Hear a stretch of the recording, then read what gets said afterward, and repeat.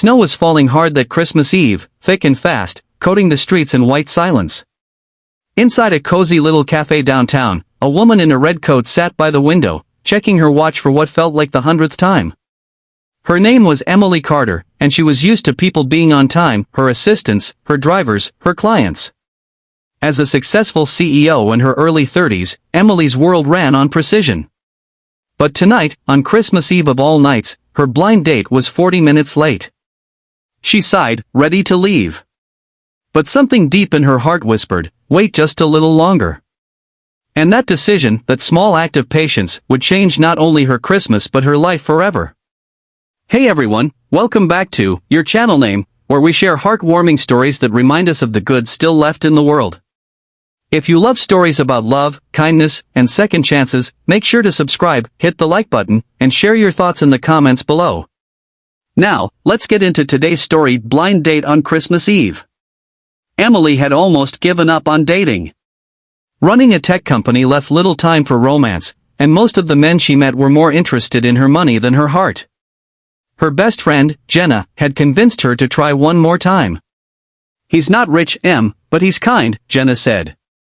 And I think you could use some kindness in your life. So Emily agreed. The plan was simple, meet at Café Amor at 7 p.m. on Christmas Eve, just for coffee. No pressure. But now it was 7:43 p.m., and there was still no sign of him.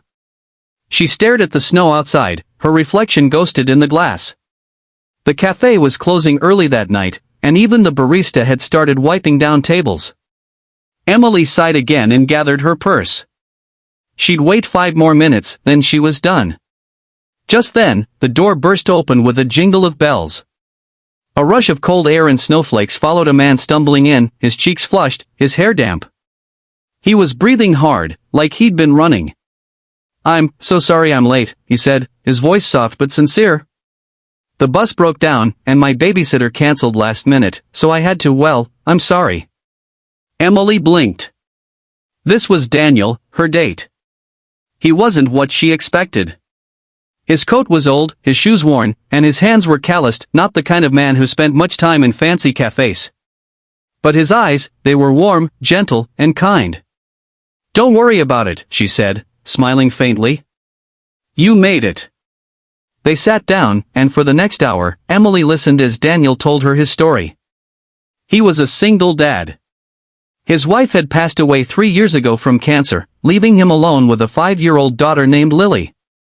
He worked 2 jobs, one at a warehouse during the day and one as a delivery driver at night. "Christmas is her favorite," he said with a quiet laugh. "She doesn't care that we can't afford much. She just loves decorating the tree. We have this old plastic one from the thrift store, but she calls it her magic Christmas tree." Emily felt a lump form in her throat. She couldn't remember the last time she'd felt that kind of pure joy over something so simple.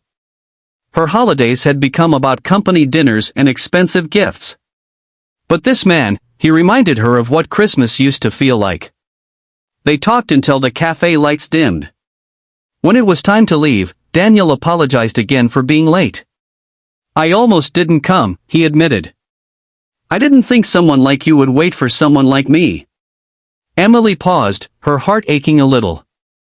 "I'm glad I did," she said softly. "You seem like a good man, Daniel." He smiled, the kind of smile that stayed with her long after he left. The next morning, Christmas Day, Emily couldn't stop thinking about Daniel and his daughter. She kept picturing that magic Christmas tree and little Lily's face lighting up. So she did something she hadn't done in years, something spontaneous and kind. She went shopping. She picked out a few toys, a warm winter coat, some storybooks, and a small, sparkling Christmas star for the top of Lily's tree. She wrapped everything neatly and attached a small note. "For Lily's magic Christmas tree, from a friend who believes in kindness." Then, using the return address from Daniel's text the night before, she left the package at his doorstep and drove away before anyone could see her. That afternoon, Daniel came home from his shift at the warehouse, exhausted but ready to make Christmas special for his little girl. He opened the door and froze. There, sitting in front of his apartment, was a box wrapped in gold paper. Lily squealed with delight. "Daddy!" Santa came. Daniel opened the note and read the message, his eyes filling with tears. He looked around, but the street was empty. He didn't need to guess who it was from. He just smiled, whispering, "Thank you, Emily." That night, as Lily danced around their tree wearing her new coat, Daniel felt something he hadn't felt in a long time: hope. Winter melted into spring, and Emily got busier with work again. But she couldn't stop thinking about that Christmas Eve. She'd gone on with her life, yet something inside her had changed. One afternoon, she got an email from Daniel. "Hey, Emily. I don't know if you're free this weekend, but Lily's in a little school play. She's a snowflake. She'd love if you came. I know it's not your kind of event, but it would mean a lot to us." Emily smiled at her screen. For once, she cleared her schedule without hesitation. When she arrived, she saw Daniel sitting in the back row of the small school gym, his camera ready. Lily spotted her and waved excitedly, her little paper snowflake costume crinkling as she bounced with joy. After the play, Lily ran up to Emily and hugged her. "Thank you for the Christmas star," she said. "It's still on our tree. Daddy says it's our good luck charm." Emily felt her heart swell. She looked at Daniel, who was watching her with quiet gratitude. Maybe kindness didn't just change someone else's life. Maybe it changed yours, too.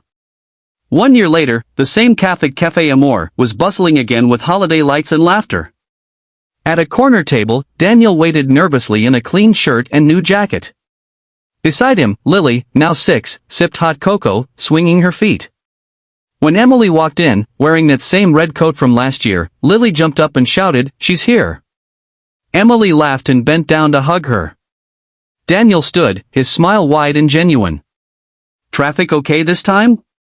Emily teased. Daniel chuckled. "I made sure to catch the early bus." They sat together, sharing stories, laughter, and the warmth of something real, something built on patience, compassion, and kindness. As the snow began to fall outside again, Emily reached across the table, her hand brushing Daniel's. "Do you ever think about how one small choice can change everything?" she asked. He nodded. "Every day," he said. "You waited that night, and because of that, I got a second chance at happiness." She smiled, eyes shining. "Maybe we both did." That Christmas Eve, under the glow of cafe lights and drifting snow, two people who had lost faith in love found it again, not through grand gestures or perfect timing, but through kindness. Emily realized that success and wealth meant little without compassion. Daniel discovered that even in struggle, kindness could open doors he never thought possible. And little Lily, she learned that sometimes, angels don't have wings, they just wear red coats and bring stars for your tree. So, if you ever find yourself in a rush, frustrated, or tempted to give up on someone, remember this story. Sometimes the greatest blessings come wrapped in moments of patience and kindness. Because kindness costs nothing, but it can change everything. Thank you for watching this story on your channel name. If this touched your heart, please like, share, and subscribe to help us spread more stories of love, hope, and humanity. And remember, a small act of kindness can light up someone's whole world. Merry Christmas, everyone. Stay kind.